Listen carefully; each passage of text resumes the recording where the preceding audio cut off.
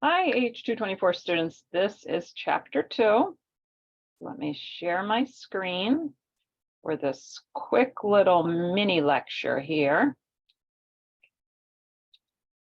Of course, before I record, this is a new text. So before I record each lecture, I thoroughly read the chapters. And this is a big chapter, lots of terminology. And in fact, I would suggest that if you make a list of the key terms, and then as you read, fill in the definitions or some connections to remember those key terms, you'll be in very good shape. Okay, so this is about organization of care, which covers a lot of ground. You'll learn about the current care delivery system, the different types of healthcare services, the different types of organizations, new mechanisms, future trends, and innovative approaches. And once again, I stress that those innovative approaches are really important for future healthcare managers. This is where you see healthcare providers of also and administrators and managers working to make things better. So that's the exciting stuff. Okay, so we've already discussed this. Almost 1 out of 5 of the dollars we spend is spent for healthcare. It's a very complex industry, as will be further emphasized in this chapter, and the government is involved in our healthcare. When there was a big discussion before the Affordable Care Act, those who didn't like it shouted things like, "Keep government out of my health care," which was one of the silliest things to say because government was already well into healthcare. Okay, so we have a system in which the delivery of healthcare is controlled by legislation and the government, not a central agency.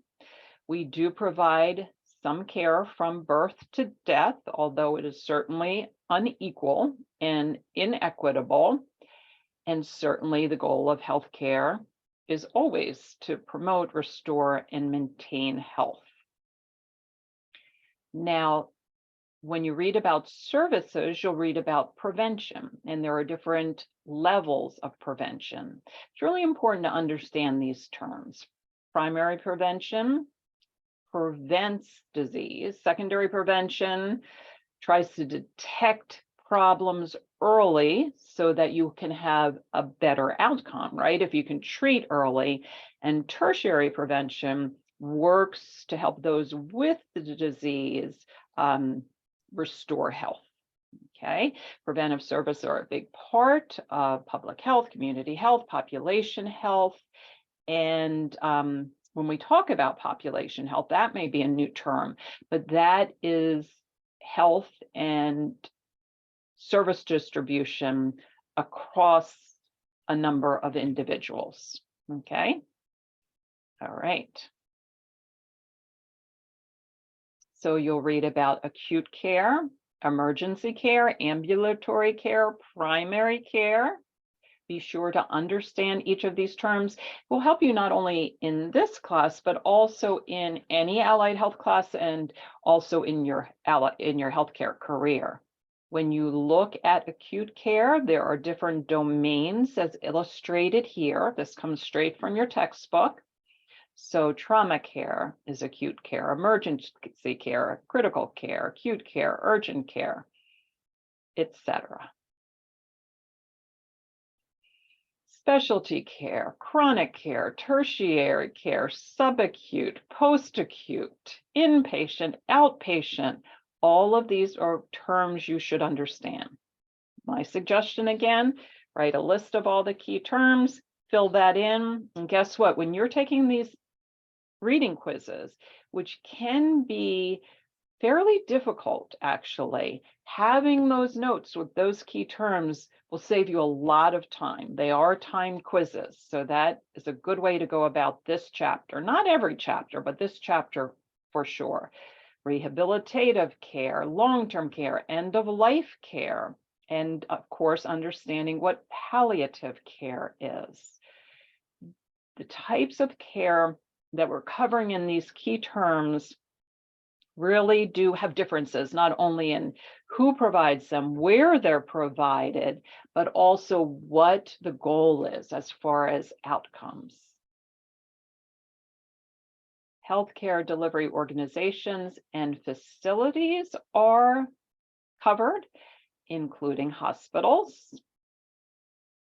Okay, which subtopics are community hospitals, specialized hospitals, health systems, academic health centers. Sometimes it's interesting to think about the hospitals in Philadelphia and then assign them to each of these different categories. Do we have a community hospital? Okay, we used to have a community hospital. A lot of people think about Temple as a community hospital, but it is really more of an academic health center with a school.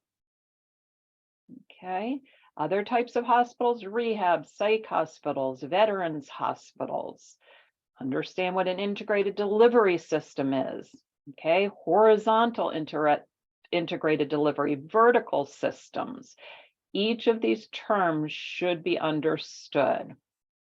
When we talk about physician organizations, that's important as well. There's a variety of practice settings, so you should look through those different settings.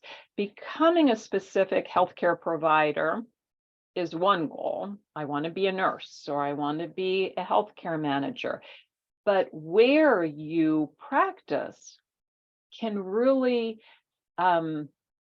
make a difference in your day-to-day, in your life, in what your job responsibilities are. All of those things can differ according to the healthcare delivery organization. Now, as far as physicians, they can practice in a number of different practice settings. Again, this is taken directly from your textbook and more. So you can see terms are the thing in this chapter: long-term care, rehab, pharmaceutical companies, etc. Something that is so very interesting that I just touched upon, but I'm thinking of health information management. This is a career, a distinct career, health information management. There's a program, and a very good one, at Temple, but the types of jobs can vary dramatically after graduation, and it depends upon where you choose to work. And you can see you could work in any of these different organizations, different facilities. So as far as system performance, this is really, really important to understand early in the course and to hear it loud and clear. Our healthcare system needs to improve. We're spending loads of money, but the quality of our healthcare is still lagging behind all of the countries that are similar to us in terms of development and wealth. Okay, we're especially lagging in infant mortality, and life expectancy is horrible. It's recently dropped even further. We're back to 76 years. Since the vaccines came out during the pandemic, other countries, their life expectancy continued to increase, and ours has continued to plummet. Okay, now the quality of healthcare is a problem, but also the fact that there are disparities, that people are not getting the same quality of care across different cultural groups. Okay, the Culture of Healthcare program was developed by the National Academy of Medicine, and this is addressing these health disparities and addressing the need to improve health equity. Improvement is being seen through research on health inequities and collaborations within the community. Know what the triple aim is: 1, improving the patient experience; 2, improving population health; 3, decreasing the cost of healthcare. That's called the triple aim, and it should be addressed by really every improvement to healthcare. The workforce well-being is something that has recently, during the pandemic and since, come into the forefront as well. Up to half of the healthcare workforce is burnout. You may have experienced this. I have when receiving care, and yes, it has negatively affected my patient care. The symptoms of that burnout are exhaustion, cynicism, low self-worth, and they have increased since the onset of the COVID-19 pandemic. So we need to focus on the workforce and their wellness in order to improve patient care. The Action Collaborative on Clinician Wellbeing and Resilience is working to do so.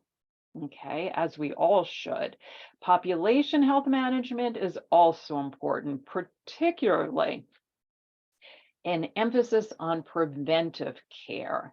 So any type of innovation that keeps people healthy will certainly benefit all the stakeholders, or most of them, of healthcare, and especially the consumer. We want to make sure that consumers are getting the best care, and we want to make sure that the price is competitive as well. And we'll talk much more about that in this class, in this semester. So innovations are important. They're included in this text, which is very nice. Kaiser Permanente Health is a massive integrative healthcare system and striving to improve public health. Read about that in your chapter. Intermountain Healthcare in Salt Lake City, Utah is another nonprofit healthcare system aiming to deliver innovative care. Read about that as well. So to conclude, we've got a complex healthcare system, both in terms of services and delivery, and we need to focus on performance to address disparities, patient experiences, spending, population health, workforce well-being, all ways to improve performance. Innovative approaches to improving care are seen through Kaiser Permanente and Intermountain Healthcare. So read these chapters very carefully. Thank you.